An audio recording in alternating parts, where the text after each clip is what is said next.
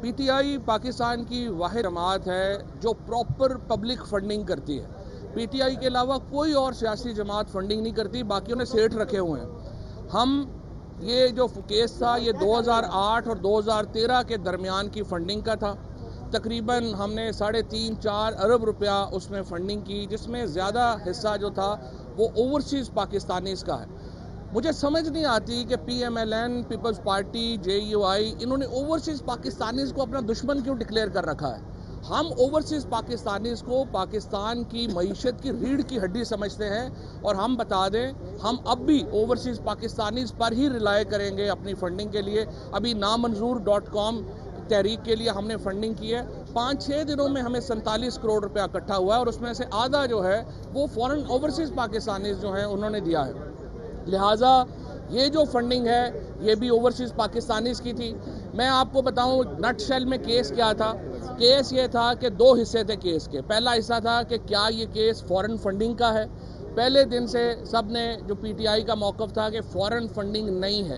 آج اس election commission نے، جس سے ہمیں کوئی توقع ہی نہیں تھی، سچی بات ہے، یہ بھی سارا کچھ کر کے یہ بھی اسی نتیجے پہ پہنچے ہیں کہ فورن فنڈنگ نہیں تھی. نمبر 2، اب انہوں نے کہا ہے کہ 16 اکاؤنٹس ایسے ہیں جو پی ٹی آئی کی سینئر لیڈرشپ نے کھولے لیکن وہ ڈکلیئر نہیں کیے گئے. ہمارا موقف پہلے دن سے یہ ہے کہ وہ پی ٹی آئی یا عمران خان نے وہ کیسز جو ہیں، وہ جو اکاؤنٹس ہیں وہ نہیں کھولے تھے.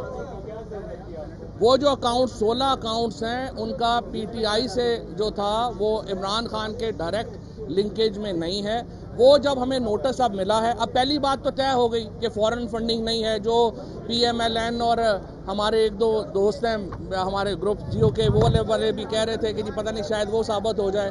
تیسرا یہ ہے کہ اب ہم اگلا جو مرحلہ ہے وہ شروع ہوگا، جس میں ہم بتائیں گے کہ یہ 16 اکاؤنٹس بھی لیگل ہیں، ان میں بھی کوئی لیگیلٹی نہیں ہے. تیسری بات، ہمارا موقف پہلے بھی یہ تھا اب بھی یہی ہے، peoples party, P M L N, J U I parties کا تمام لوگوں کو بڑا اہم ہے کہ پتہ ہونا چاہیے فنڈنگ کہاں سے آ رہی ہے.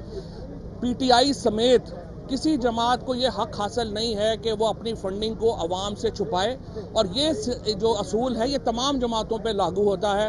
پی ٹی آئی کا آپ نے کر لیا، اب ہم آپ سے امید رکھتے ہیں کہ آپ جلد از جلد باقی جماعتوں کی فنڈنگ لوگوں کے سامنے لے کے آئیں گے تاکہ پتہ چل سکے کہ وہ کہاں کھڑے ہیں اور پاکستان میں قانون کی عملداری ہو. جی سوال ایک ہی ہے، ہاں، مس ڈیکلریشن کہ کیا خان صاحب نے جو الیکشن کمیشن نے کی جو ہمارے پاس آئی کہ خان صاحب نے مس ڈیکلریشن کی. مس ڈکلیریشن نہیں کی نا. دیکھیے نا، میں عمران خان کو ایک آڈیٹڈ اکاؤنٹ ملتے ہیں.